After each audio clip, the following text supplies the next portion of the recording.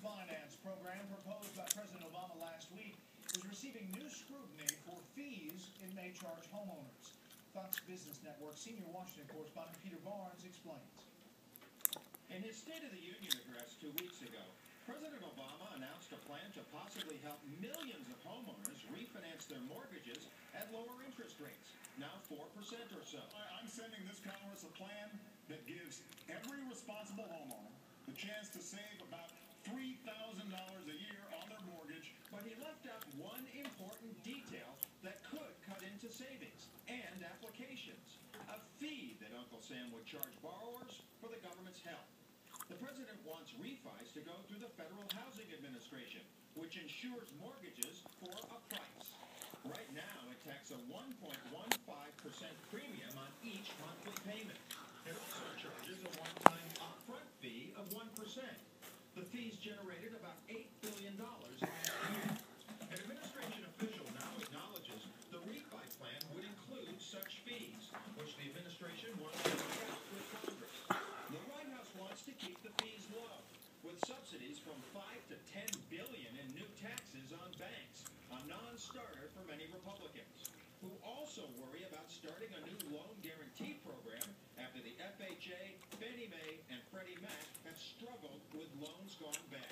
You can't necessarily refinance somebody back to health, and you have to be sure of the underwriting and their ability to pay. So It's the latest in a lineup of mortgage programs that have delivered mixed results. The so-called HAMP program has provided nearly 1.8 million trial loan modifications since 2009, but more than 700,000 homeowners could not keep up their payments. One analyst thinks that even without subsidies from banks, the president's refi plan could help some homeowners. You might not be able to get the 4.25% rate because there is going to be things like mortgage insurance or FHA premiums tacked onto it. But if you're at 6.5, 6.75, this could be a great deal. Seabrook says election year politics may determine if Republicans sign on to the plan if they want to help voters in key swing states like Florida and Ohio hit hard by the housing crisis. Right? And Peter, looking to the other side of the Atlantic, are debt negotiators any closer to a second Greek bailout?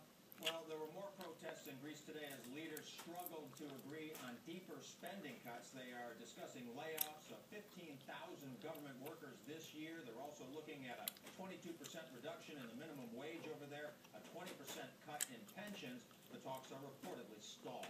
Right? Okay, we'll follow that. Peter, thank you. The Dow inched closer to the 13,000 mark, gaining 6 today. The S&P 500 was up 3. The Nasdaq finished ahead 12. A lot of workers who pay union dues do not want to invest in political causes. They do not personally support. And Chief National Correspondent Jim Angle tells us they are beginning to get some help from their elected officials. The issue is simple. Whether workers who have union dues automatically subtracted from their salaries, whether they like it or not, and voluntary or not, how much power they have to keep the unions from spending their money on political campaigns they don't agree with. I feel like a prisoner to the union and its causes when I find that my union dues are going for political purposes of which I greatly oppose. My union was using my union dues to push a political agenda that I oppose. The chairman of the committee said this is not an anti-union issue, but rather one of workers' rights. Do workers in unionized organizations have a right to know more than they currently know what it's being used for and whether, in fact, it has to be taken from them? The states regulate part of this. In 27 of them, unions can automatically subtract money from workers' paychecks, whether they join the union or not, on the rationale that if they didn't pay, they'd still benefit from the union's collective bargaining. This creates a free rider problem where the union is obligated to provide services, but people are not obligated to pay. 23 states have what are called right-to-work laws that prevent automatic dues. The Supreme Court, however, ruled that any workers who do pay money to the unions also have the right to keep it from being spent on anything other than collective bargaining. A UAW member, though, says that doesn't work very well for what he says are the 40% of union workers who vote Republican. That means almost 6 million union workers in the United States alone feel harassed and persecuted because of the political activities of their union officials.